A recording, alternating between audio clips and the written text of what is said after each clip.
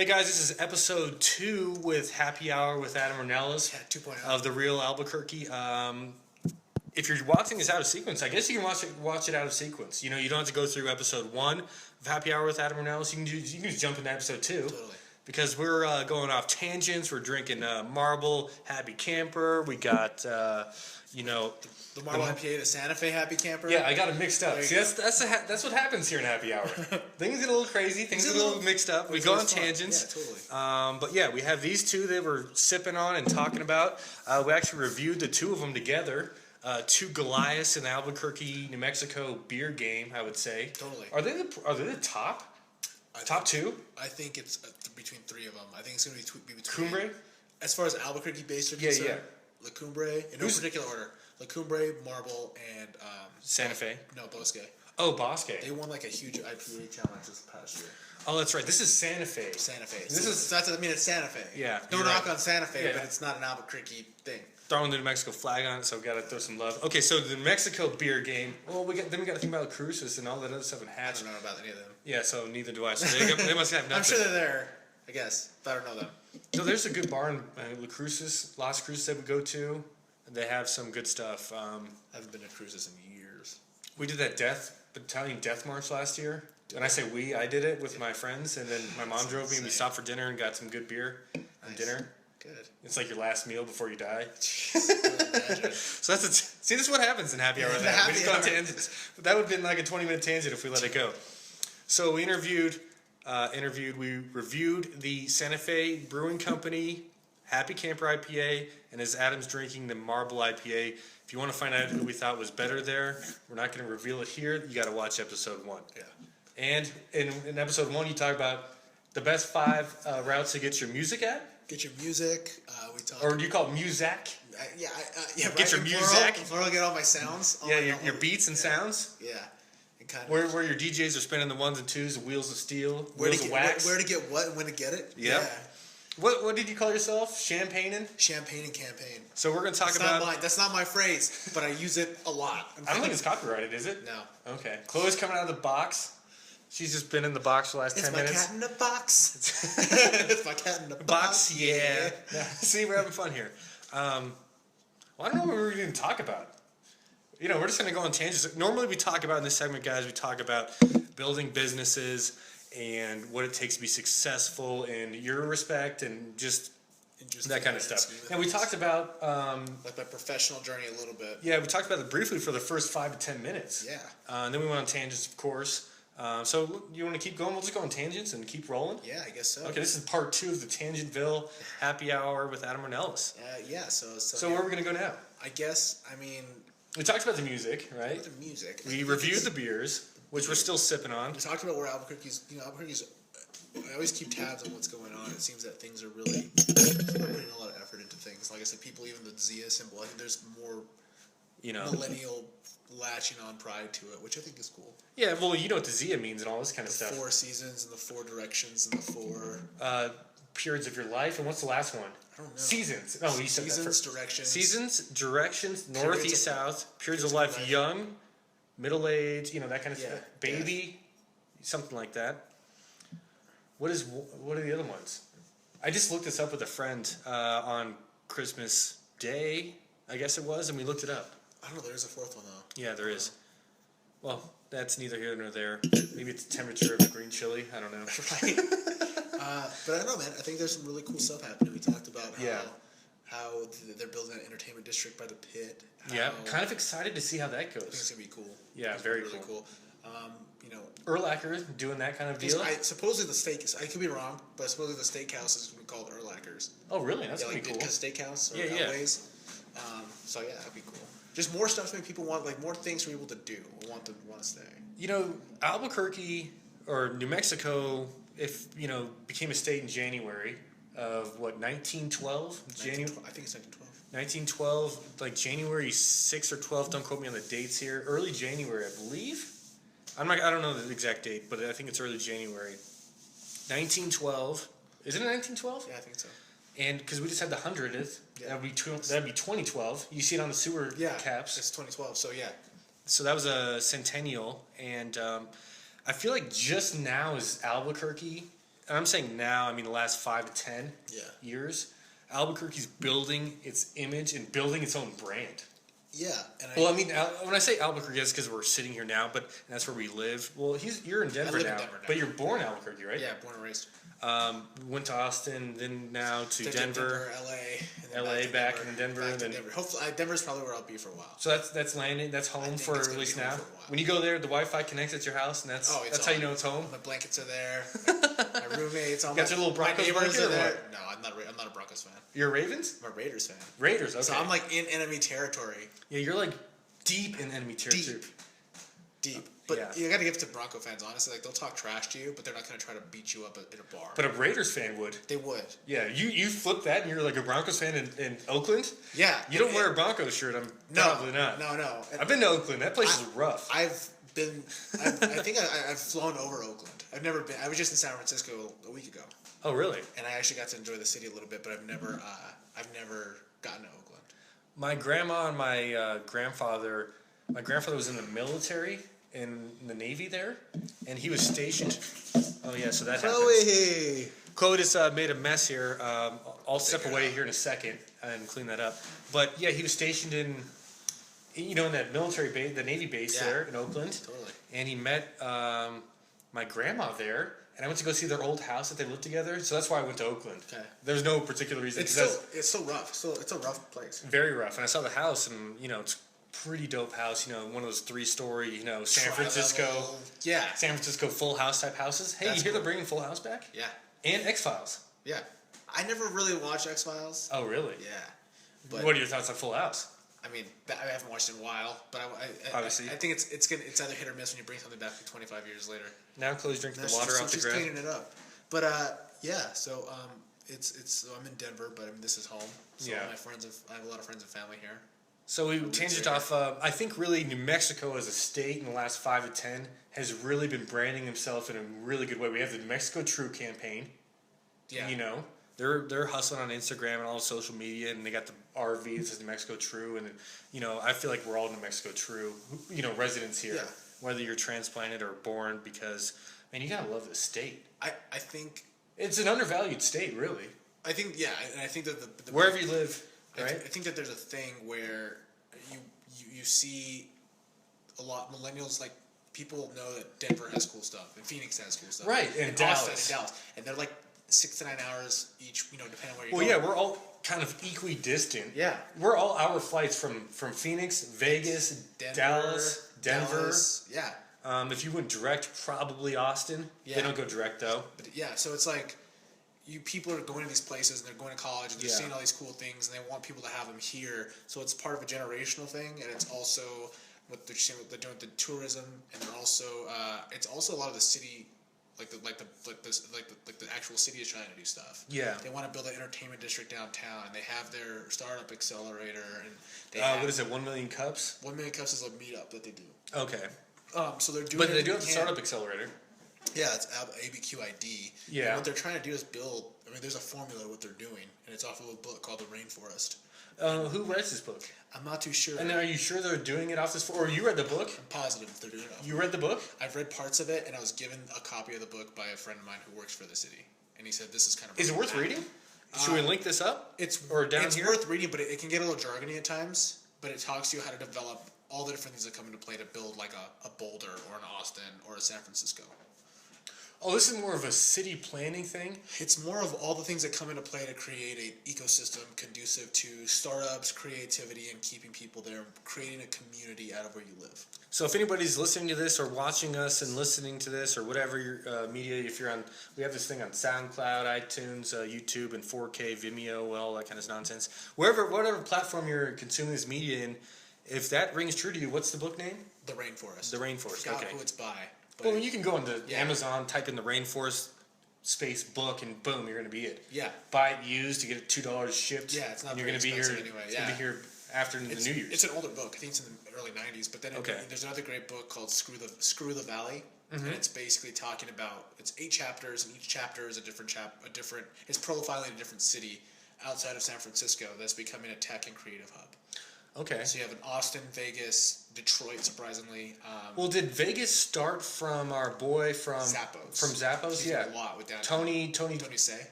Tony Tseih or Shay. Tony Shy? Shy Say. I'm not sure what it is, but he's big. Yeah, player Tony. there. Well, have you? I read his book called like Happiness or something. Yeah, not the Pursuit of Happiness, but it's that book. Yeah. I haven't read Tony Shea. I think it's Shea. Shay.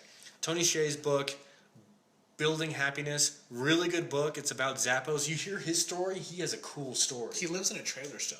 Yeah, he lives in a. I'm gonna generalize here, but I think it's what do they call it, string glides or whatever. Yeah, like an old school one. Yeah, one of those old silver bullet-looking trailers. Yeah. Well, he owns a trailer park. Yeah. And he's really big on building communities. If you read the book and building cultures. Yeah. So he in the book, I'm just gonna go we're in Tangentville. Cool. Yeah. In the book, he bought this massive apartment. Yeah. In San Francisco, on the top of the floor or whatever, and busted down some doors of the other apartments and bought like 3 apartments and put them together and loved to have parties there where people would gather and socialize. Yeah, that's part of building that sense of community. People bumping into each other. I can't remember what he called it. He called it the 8 ball or something because it's like the 8th room. There was a one that Travis Kalanick, who started Uber, he did one in San Francisco too. Yeah, Travis and is it's called like the crash pad or some kind of pad, and they'd come together and do that. And that's part of that book, that Rainforest book, is finding ways of people to get in touch with each other. Yeah, and we talked about this briefly in episode 1 or part 1 of this. I keep thinking of Star Wars whenever you say episode 1. Yeah, okay. The Pod Awakens. The Pod Awakens. Part 1. Does that make you feel better? Either way. Okay, podcast 1 or episode 1 part 1. Sorry, these happy campers hit you, dude. They get big. So if I get a little... Oh, it's all good. Yeah, this is... it's a free flow. That's the hops coming. Hops. But you were saying, we touched about it earlier. What was it? Tucker Max. He said if you want to meet people, whether you're a girl or a guy, you go to... where they are. You go to a place where people's common goals are the same, i.e., he says Animal Humane Society. He's trying to meet his wife. Or like... that's exactly trying to meet his... Yeah. But CrossFit gyms. Yeah. Basically, where you go, where places the goal is the same. Yeah, and that's what you're kind of talking about. Yeah, and that's what you got to do. That's what you have the crash pad, Tony Shea's Party Palace, whatever, 8 ball or whatever he called it. But he built that RV park to mimic that because he just loves having people around him in that community. So he owns an RV park and he lives in an RV, probably very nice, decked out. But that's how he rolls, and he's multi-millionaire. Is he a billionaire now? He's a billion, probably, or like high millions. Big B? Yeah, it might or be. Or little B? The three comma club? The 3 comma club. Yeah. So he's definitely 2 comma club. He's definitely 2 comma club. I like that from... I've seen it from Mark Cuban, I think. That's where I saw it from. I saw Mark Cuban wearing his shirt that had the 3 commas. And that's a power move. My mom was like, what is the 3 commas? I was like, that means he's a Billy. Billionaire. Billionaire's Boys Club. Billionaire. But no, I saw it off of that startup TV show on HBO. Silicon Valley. Remember the investor guy? He had 3 commas. 3 commas tequila. Yes. Remember he lost the comma? He's like, I gotta get my comma back. Yeah. That's a hilarious show. But that book, Screw the Valley, talks about Vegas, Detroit, Kansas City, Austin, Boulder. Kansas City's hustling? Oh, so they were the first. They got the fiber. They got Google Fiber, and they I don't know what the number was, but they went up in startups a ton. Well, hey, if internet in this thing is the key. That's what it is. Internet will rule the world, and internet's very, if you listen to Gary Vaynerchuk, brilliant guy, marketing guru, he always says the internet's still in its infancy. Big time. This thing here, which is an iPhone 6 Plus or whatever, this thing was only 5 years old. Yeah. Or, maybe 6 or 7, whatever the case is. I remember my friend got the iPhone 3GS, and I was like, geez. Remember the first iPod? I had one the first iPod. Wireless internet? Yeah. So Wi-Fi? Another great book is by Peter Thiel, who was part of the PayPal mafia with Reid Hoffman, the founder of LinkedIn, Elon Musk. Oh, what is that? What you call the mafia? The PayPal mafia. Okay. That's what they're branded as. Oh, who are they? I've never heard this. Elon Musk, Reid Hoffman. Okay, Elon Musk is the not the Amazon guy. He's the Tesla guy. Yeah, he's a Tesla, real Tony Stark guy. He's doing. Is he Blue Origins? No, that's the Amazon guy. Jeff Bezos. Bezos Blue Origins. He's SpaceX. He's SpaceX. They're battling competitively here in Las Cruces, New Mexico, and in LA.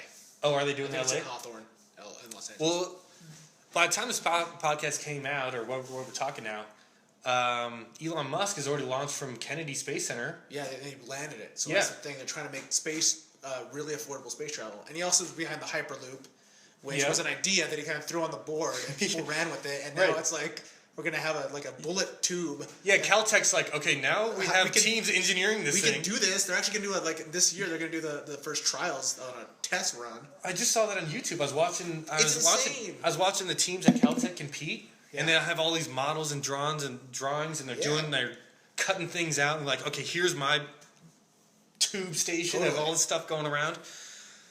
It's crazy. Yeah. So we're living in the future, people. But the way you connect with people is high-speed internet, and I think Google Fiber is the way to go. Yeah. LA might be getting it soon, so it's gonna be like the first big city to really big city of the big three. Well, KCMO is a big city, but not you're not talking Mecca. No, I'm talking. Meccas are what? Houston, New York, Houston, LA, Dallas, Phoenix, Chicago, and LA. Well, Houston's I think the biggest, or is it the Twin Cities? New York is the biggest. New York is. Houston must be number 2. Houston's number 4 or 5. I don't know about that fact. I'm debating this fact. LA's number 2 for sure. Okay. But anyway, it goes back to Peter Thiel's thing. Who cares? Peter Thiel's thing, which shout out to the big 72. I know where that is. Yeah, in Amarillo. It's in Amarillo. 72-ounce steak. We got Chloe right here hanging with us. Yeah, just trying to kick beers over. Yeah. She's all excited about the cup. Yeah. I'm moving the cup around because her eyes are following it. She's behind the camera. So Peter Thiel talks about how going from nothing to something, the book's called 0 to 1. Going from nothing to something is the hardest thing, right? Yeah. So imagine going from no digital to the digital age, which is the first computer, which is like the size of this fucking room. Right. But that was the hardest. But now things started going. It's Moore's law. The silicon, they started going and. Yeah. Now this is a computer. And think how fast it's happening, right? So we're gonna see amazing things in our lifetime, according to this book, and just what we're seeing already. Yeah. I have a theory that we're like, even as far as when we start, Elon Musk wants to go to space. Who gets to go? How do we figure that out? Yeah, so do you know about the story of NASA and everything like that? Of why they disbanded? Was it a money deal? I think it was a money thing. People are like, oh, space, we're never going to get there. And Elon Musk is like, hold on. No, well, we're already going to space. They canceled the Challenger program. Yeah, they canceled something big, and I think it was a money thing. And now private industry is like taking it upon themselves. Why didn't NASA transfer that technology? They like, you guys got to figure this out on your own, or what? I think they have a lot of the technology. So I read the Elon Musk biography. Yeah, no, I haven't.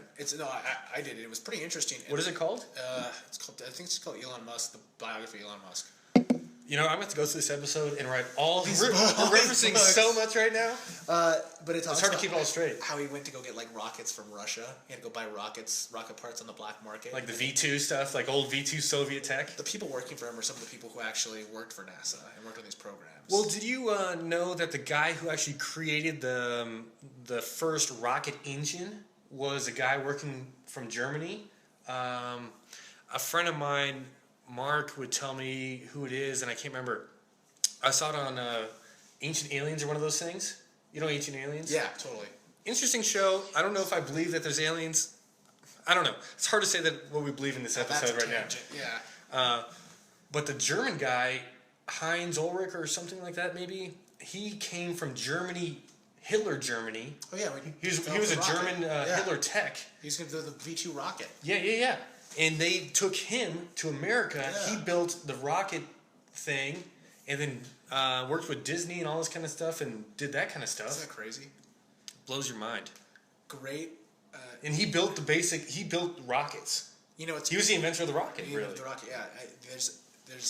I'm getting all fired up, dude. Rockets, Disney. Yeah, right? Explosions, fireworks. There's a really Colin Cowherd, the sports radio talk show host, says that great innovation comes from great pain. It's the example he uses is food. He says no one ever says, "Oh, tonight I'm getting the wife and we get Australian." Oh, we're excited for this Canadian cuisine. You go and get Chinese, you get Italian, you get Thai, you get Japanese. Right. You go to places that experience some kind of massive turmoil, as whether it's a World War II or like think about Mussolini in Italy. Yeah. No one ever says, "Oh, I'm super excited to go get." I don't know. Canadian. He says Canadian, and you're like, well, that makes sense. You're right. Yeah. But that great innovation comes from pain when people are put in a corner. Interesting. And that's probably maybe, I'm thinking a lot of things I'm looking up here. I'm thinking a lot of things that's maybe failure, right? Pain is probably failure. Being shut down, funding getting cut, all types of pain. Maybe all pain. Yeah. I mean, whether it's your company or you on a personal level, like I've always been pretty transparent that I've been at different jobs in different cities, and right. I've kind of never really been with a company super long, but I've from these different things, it's caused me to really. I've been put in a corner sometimes. Yeah, and what you do in a quarter? Kind of have to fight your way out, man. Yeah, and you're always going to be okay. Like in some cases, quite literally, you did that fighting thing for the fraternity sorority deal. Yeah, I learned a lot from that, and I call it like creating your professional DNA. Yeah, and it just all these different experiences, whether it's a charity event like that, or it's a PR agency in Austin or an agency in Denver. All these things and these people you meet shape your perspective, and they shape your skills and knowledge base, and you're able to pull from those different things it's like a toolkit. Yeah. One thing I got out of what you're saying, and probably a better way to explain it maybe, is when you put yourself into unknown situations or out of the ordinary, out of the daily thing, or you see this when you travel a lot. Yeah. You have to think differently because these are experiences that you've never felt before. Yeah. And it's situations you've never been put in before. So you have to either expand and find a solution, or you can just get in the corner and cry. I mean, but you know what I'm talking about. Oh, totally, yeah. Getting out of your comfort zone is how you build yourself and get space and expand your mind. And through situations of meaning of, I got to go to a new city. What that means is, I have no friends, potentially, or one or two, right? Totally. But you want to do more things than one of those two guys, so they're going to be busy. So you got to learn about the city. You're learning where to go, where I live, your climate. Place in the ecosystem, who's who, what's what. So you're expanding your mind and learning new things. Cultural norms, and it's been a fun journey, man. Like it has its ups and downs. I think you trade it out. I have friends who are doing much better than I am. They have a little bit more. You're going to trade out stability for adventure and what could possibly lead to. Well, and one thing it's hard to say that you're comparing your chapter 2 to someone's maybe chapter 10. And just because you're the same age or close, you're doesn't different mean parts in your life. Yeah, well, you know Colonel Sanders' story, right? No. Colonel Sanders wasted his first 65 years of his life. He didn't start KFC till he was 65. That's insane. I didn't know that. And then Abraham Lincoln failed multiple times. Yeah, Thomas Edison, anything. But Colonel Sanders, he was whatever. I don't know what he did before that. I'll have to look that up. But he didn't start KFC till he was 65. That's why his image is always the old guy. It's not like Wendy when he's like when he was younger. You're right. I mean, they never see like a younger Colonel Sanders. That's really interesting. That's because where he started in Kentucky, he was 65. So I mean, so everybody's journey is so different that. Everybody compares themselves. They say, okay, I started in Albuquerque. Yeah. I'm this age. Yeah. This guy's doing X. I'm doing Y. And I'm either going to feel bad about that or good about it. Yeah. Either way, if you're feeling bad, you got to feel good because your journey's different than his. Yeah. You grew up in a different spot. You started off at different levels. I'm not saying one level's better than the other. But they're just different. Right. So you're going to have different experiences, so that's how it goes. And, that's a big thing. And one of my great friends and mentors told me, stop looking at things as failures and start looking at them as experiences. Yeah, that's really the way to do it. And you're not a failure until you completely tell yourself you're a failure. Well, you're not a failure until you totally give up. That's it. Yeah, you're right. Because you can fail at things, but what you learn when you fail is this way or this route or this journey. This formula didn't work. It's not going to work. I need to attack this differently. I need to hit it from a different angle. Or do something different. Totally. But this is not the right way. Yeah. And you have to this is not working. You have to adapt to it and you pick things up, and that's why I always talk about the professional DNA. And it really, I know I've gotten to work with some people in startup world and the agency world. I had my own small startup. In the philanthropic world, all that stuff kind of comes into play. And what I've learned for everyone out there is the younger hiring managers, I think millennial, maybe a little bit older, they kind of get it. And especially after the recession. I have a lot of friends who are like, man, I think I was having lunch the other day and somebody said, we're all kind of figuring it out, huh? And this is somebody I never thought would say that. And I was like, man, we're all figuring it out. Yeah, I don't care if you're Grant Cardone or if you're Gary Vaynerchuk or Elon Musk. They're constantly learning. I always say, as soon as you think you've learned it all, you haven't learned a thing. Right. Because you're constantly learning. Yeah. And, Steve Jobs, famous guy, you all know him. One of his quotes that really hit home was, you can only connect the dots looking backwards.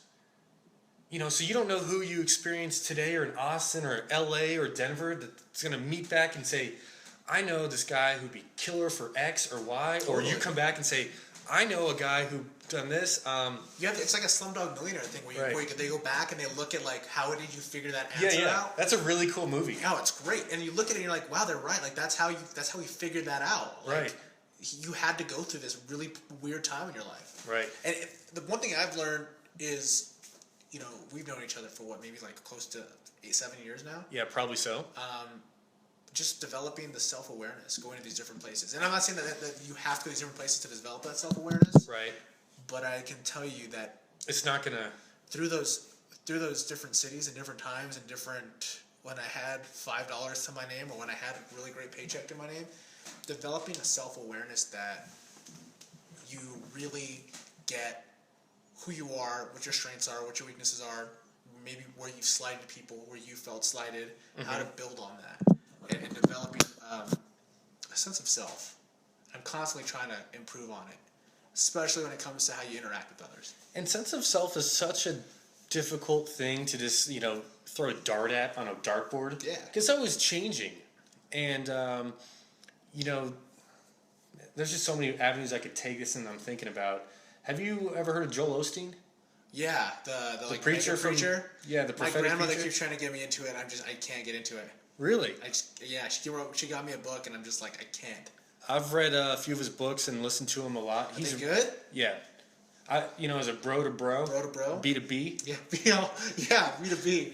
Bro to bro, I would recommend, or, bro to sis or whoever's on here. I don't know what's a bro to girl. Bro to audience? B to A? Oh, B to A. Bro to audience. There you go. Bro to show? Bro to show. B to S. If you haven't listened to Joel Osteen, pick a random episode, whatever, read a book.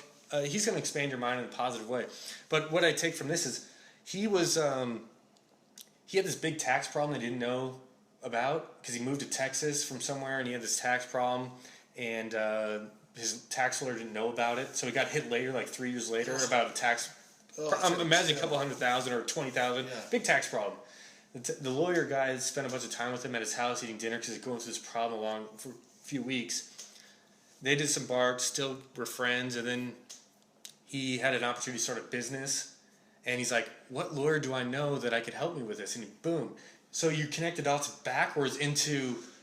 Totally. That's just a good example. Yeah. But even look at the people you've had on this podcast, people you're looking to have on this podcast. It's all about those relationships. And that's another thing I've learned, is unless you have...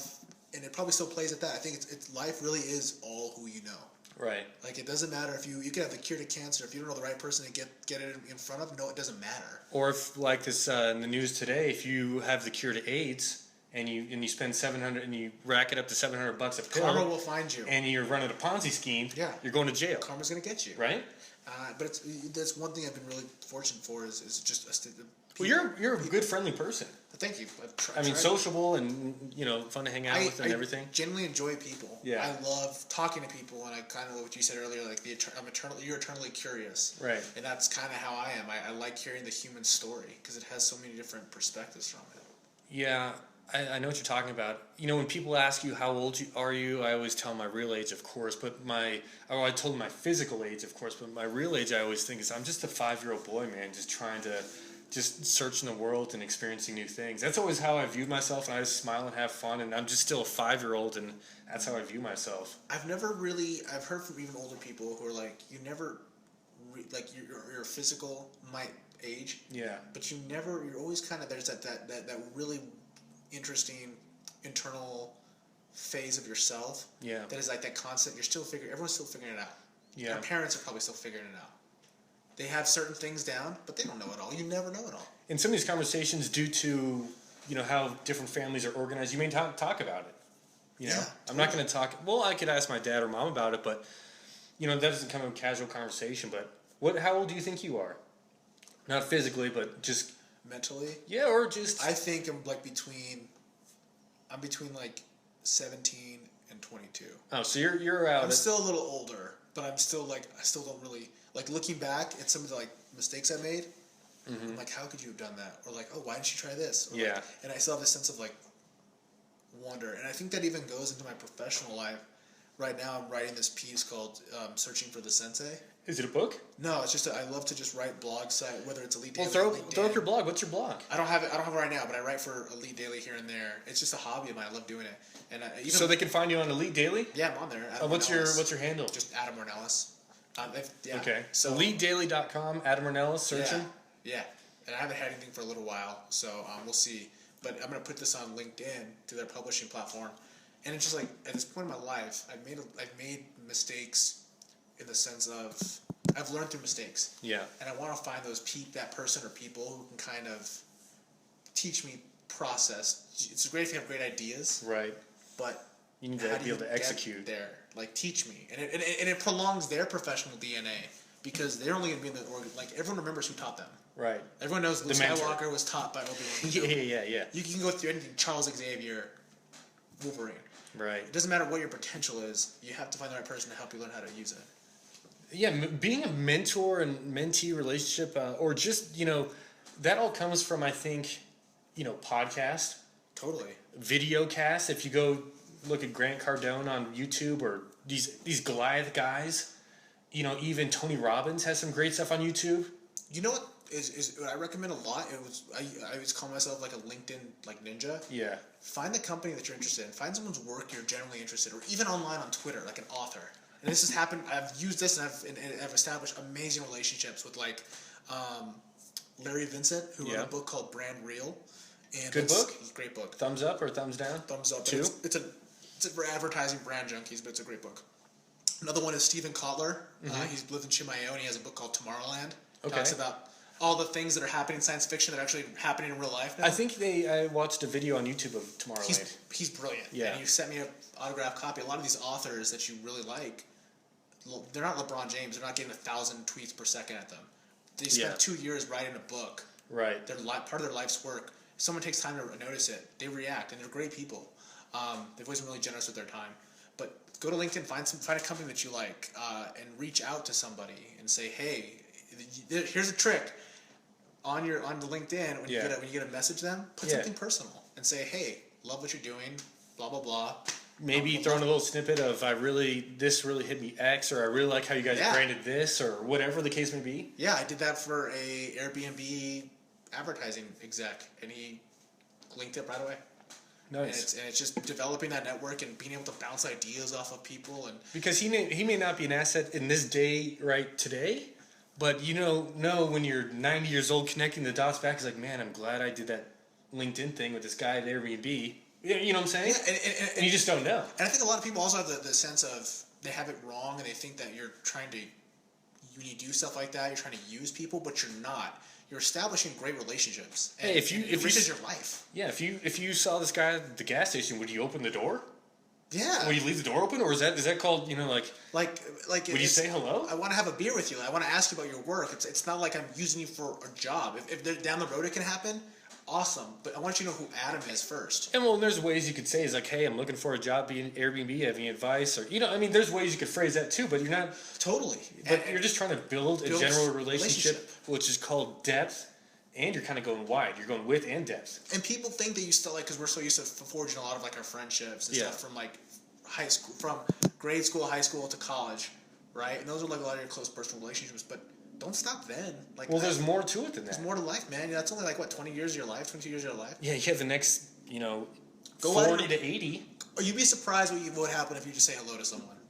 You'd be surprised whether you're dating, whether you're trying to establish a professional mentor, whether you just want to be bros with someone, right? Just say hello. Right. The hardest part is putting yourself out there for a split second. Yeah. You have to be able to weigh the pros and cons in any of those areas. What's the worst they can say? Nothing? No?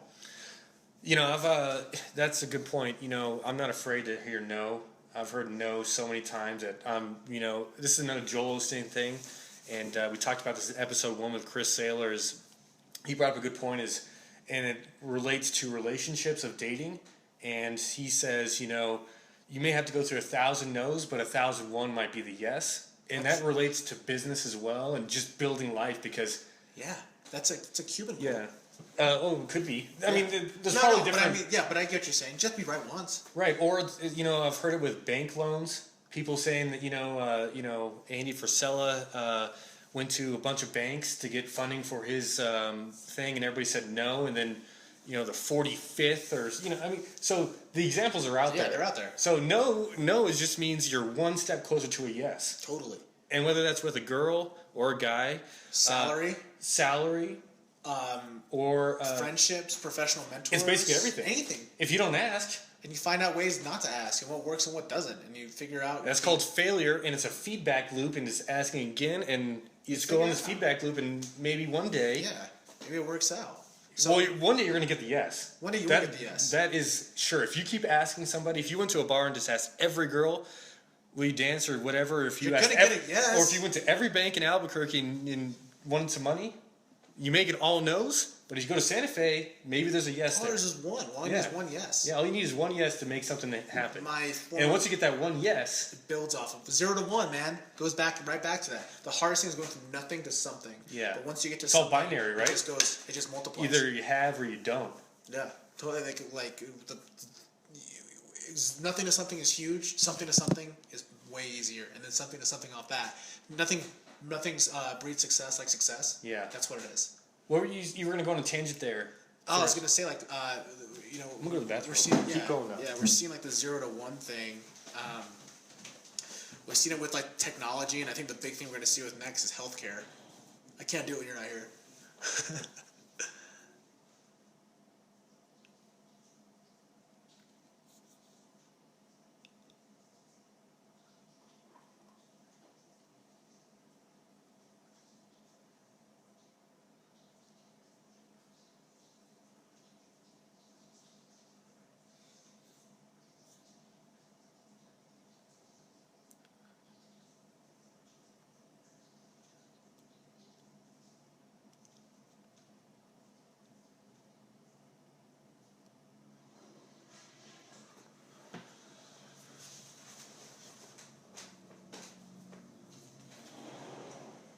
Couldn't do it without you. Oh, I know.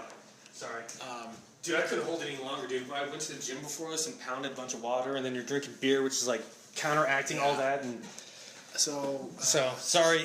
We'll do the little technical difficulty sign, but man, I feel 1,000 times better. It's all good. Okay, where were we? You see it in healthcare, man. You're gonna see this massive. We're not gonna look at now. You see in debates. What candidates are talking about, healthcare for the elderly, healthcare for the... It's not going to be like that when we're older. Think about how fast, they just approved using viruses to fight cancer. That's a thing. Yeah. We're not going to see it like that. Now it's the conversation is going to morph into, we need to figure out how to we have so many people living longer. What do we do with our resources? Right. There's a lot. I mean, I don't think there's a better time to be living than now. And you think, I kind of want to say everyone says that, but looking back, I don't know, man. World War II was some rough shit. Well, and when people were dying of malaria left and right, I'm people oh, everyone thought their time was the best. I'm going to say it. I think, I'm with you. I think ours. I don't know. The way I see it, living in the future, man. This thing just started. This thing's in its infancy. Has more computing power than the first rocket. Right. In your hand. This thing hasn't had sex yet. It's only 15 years old. It's probably closer to 10. Well, it depends on who you ask. If you get into some nerds, it's well, we invented it in the 80s, and now it's 30 years old. But really, guys, this has only been around for... Well, this iPhone's only been around 7 years. This is the iPhone 6, and they do one every other year or something like that. I once heard, if you tried... My buddy Rich Griego said, if you try to explain the internet to someone before the internet, they'll tell you it's magic. It's basically magic. Well, it is. It's... you can look up anything. You can order anything. They connect computers through magic. It's magic. But we're at the infancy of this thing. Now we have Internet of Things. And what I mean by that is... Which is kind of weird in itself, right? Because we have Nest, and your Audi has it, and, So the internet is just in more things? Yeah. People break that. There's books and shit on it, and I'm just I don't want to... There's just too much for me. As long as my house is warmer... Cool, when it needs to be, I'm good. Yeah, you can set your house temperature from Mars. I guess that's a bonus, right? That's insane. If you're the Martian guy. I haven't seen that yet. Oh, good movie, dude! I watched it just recently. Good. Worth 2.5 hours.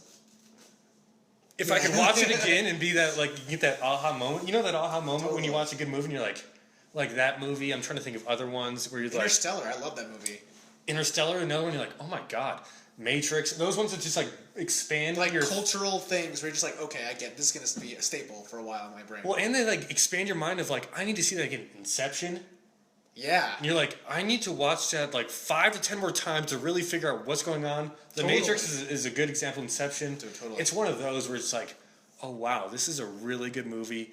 I could really just go back to zero on this movie, start it from the beginning, and be just as happy as I watched it for the first time. It's that good. Okay, I'll check it out. And it just makes you smile. Good movie. Good. But that's the Internet of Things, man. I mean, this time is changing. This thing hasn't even had sex yet. Yep. And what's going to happen when it gets married, you know? Dude, it has offspring. Right? Well, what's the child of the Internet going to be? There's a really great quote. I forgot who it's by. But it's basically, and I might butcher this a little bit. I might butcher a little bit, but it's like, humans are the reproductive organs of machines, of computers. And we're basically, like, they're there and we're just making more of them all the time. Yeah, we're basically Skynet, right? Yeah. Do you think that Skynet thing is real? I think it could be. Okay, well, let's talk about that just for a second. We got, I don't know, these things go by fast. We're at 41, dude. We had 10, 11 minutes. Well, we can go into a part 3. We got another battery. let's figure this out. Yeah, we got time. I mean, this is a good discussion. Yeah. But you saw all the big debate about AI and do we advance it? And Elon Musk, I don't remember what Elon Musk is saying, but some guys are saying... Elon Musk is against it. He's doing everything he can to be like, yo, we need to chill. And yeah, no, people are saying, no, we don't need to do this. And people are saying, we need to do this. And Google's like, Larry Page is all about it. Yeah, and that's an epic battle. So, I mean, what's your thoughts? AI, no AI? What do we do? There's got to be some kind of kill switch, man. Like, you can laugh all you want. But you see all these movies, like, remember those robot movies? iRobot? No, not iRobot. The one where Will Smith is in it? Oh, that's iRobot, okay. There's that movie. I mean, you got Transcendent Man. You've got, I think it's, you got to think about that. Like, it's like Frankenstein, right? Well, what about Iron Man? Remember, Jarvis got engineered by that crystal. This is a hypothetical, obviously, situation. A crystal from Mars or wherever it came from, and it's all then rehacked the thing and did everything and took over, and it's all man versus machine. I think it's like, but it's all possible too. Totally. You know, and these guys can hack in these iPhones. They can hack that little Barbie doll you have and see the pictures you took. You saw that one? No, that's creepy.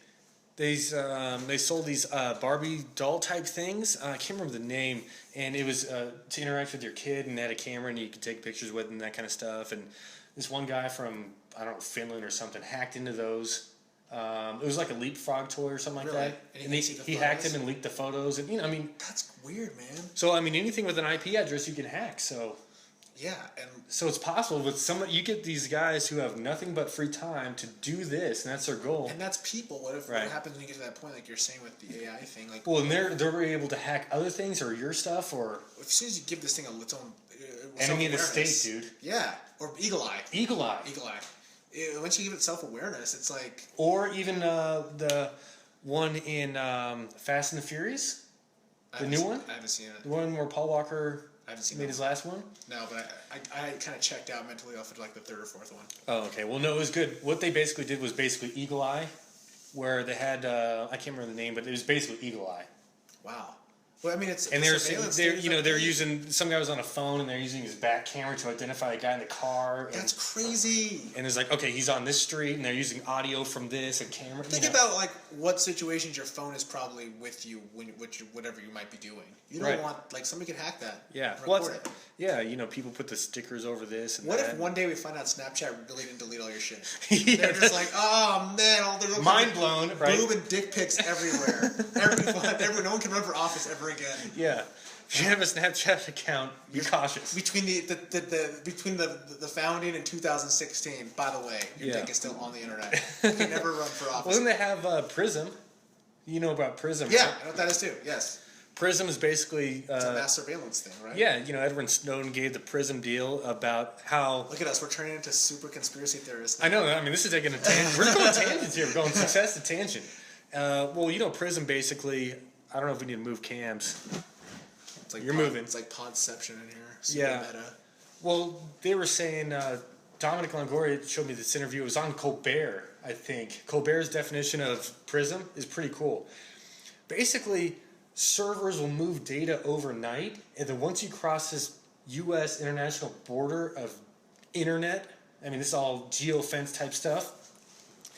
Prism catches it because it's leaving the country, and that's how they filter everything. But Hotmail and Yahoo and Google and Gmail and probably Apple iCloud. And AOL if you're using it. Yeah, if you're in dial-up or with AOL.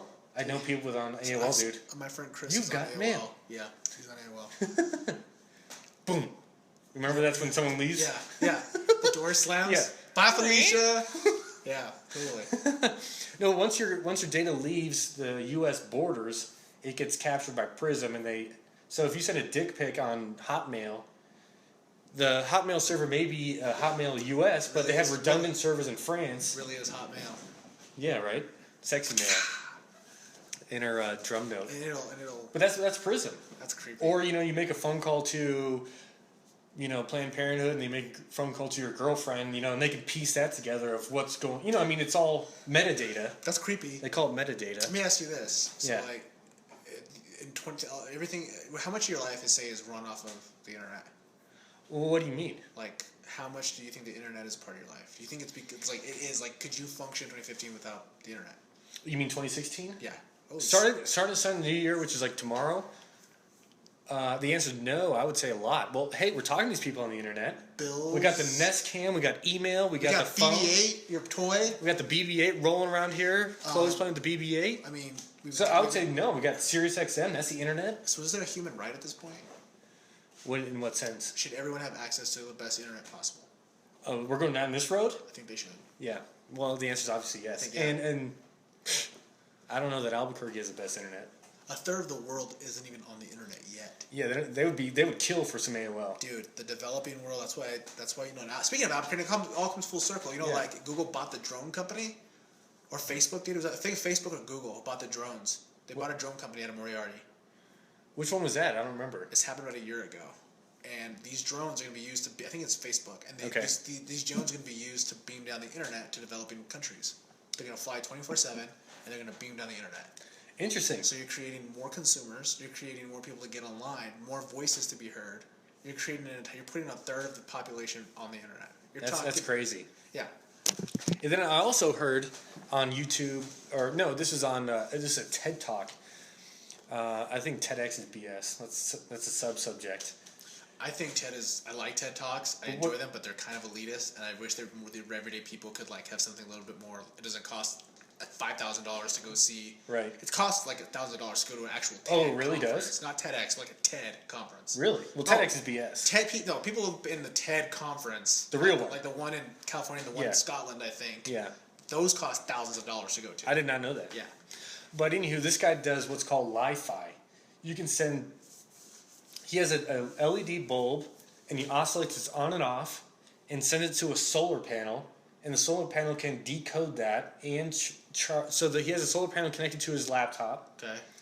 And the solar panel is charging the laptop from the light, obviously, and it's sending video data, and it's decoding the data on the laptop. It's called Li-Fi. Wow. So they propose that you could put, light towers on mountains and rural places, and use just light. That's insane. Or lasers. Lasers. Anything that can oscillate on and off. Yeah. And they demonstrated, and I was looking at the LED bulb, and I was looking at the solar panel. I was looking at the LED bulb, looking at the solar panel. You couldn't see the LED bulb turn on and off. It wasn't like on, off, off. You would just turn it internally. Wow. Well, it was turning on so fast. I mean, these bulbs are 60 hertz. This is a LED bulb, but bulbs that are 60 hertz go on and off 60 times a second. Yeah. That's called a refresh rate. But it was beaming data through turning on and off a light bulb.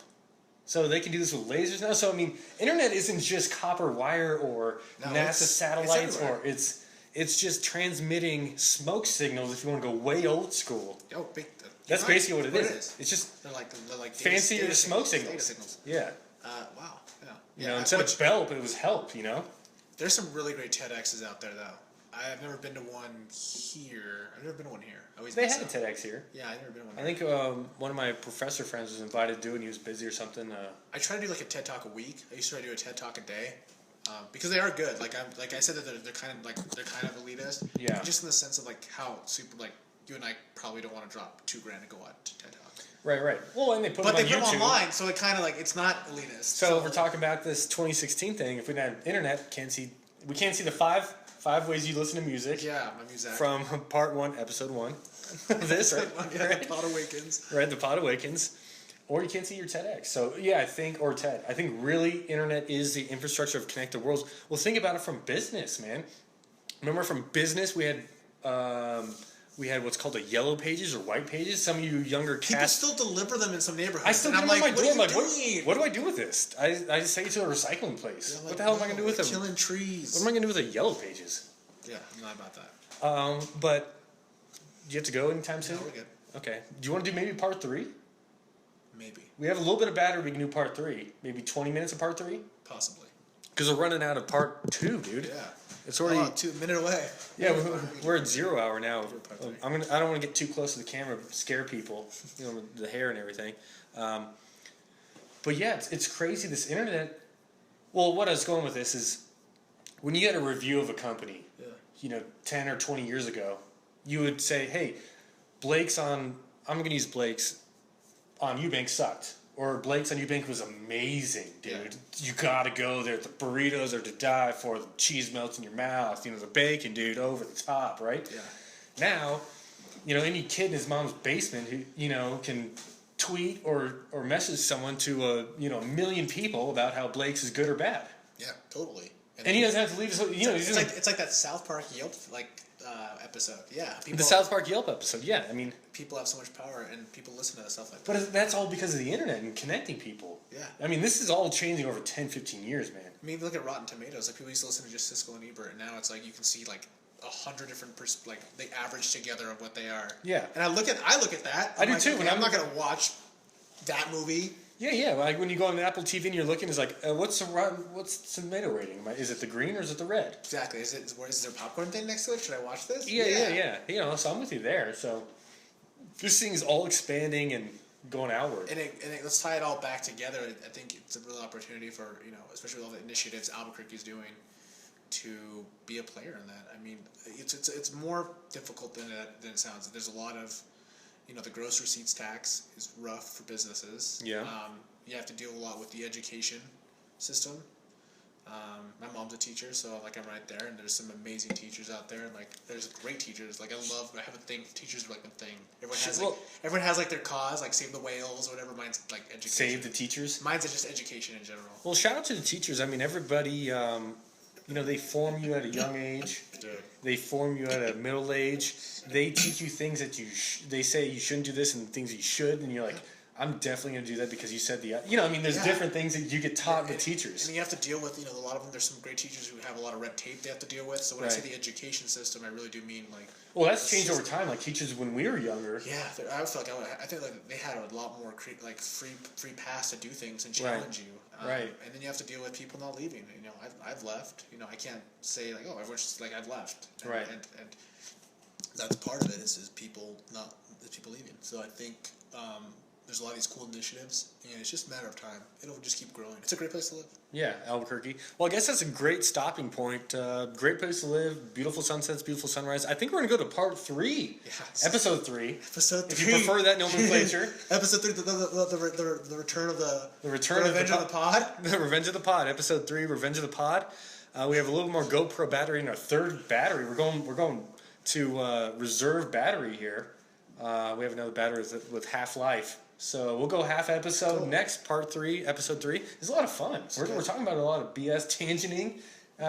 We're all trying to bring it back together, and I think it works. Yeah, it's a lot of fun. Okay, guys, this is the end of episode 2, or part 2, or whatever you prefer. Check episode 1, or part 1. Part 1. For Adam's 5 lists of good music sources. Resources, yeah. Who won this battle? Part 3 is going to be a continuation of what we're talking about now. I'm just going to change the battery out literally 10 seconds and probably go pee again. Clean up the water from Chloe that she spilled. Chloe. And get back into it. So we'll see you guys later, and we'll see you in episode 2 or episode 3. Episode 3 and part 3 of Happy Hour with Adam Ornelas. This is a 3-parter. This is the longest we've gone. We're in uncharted territory right now.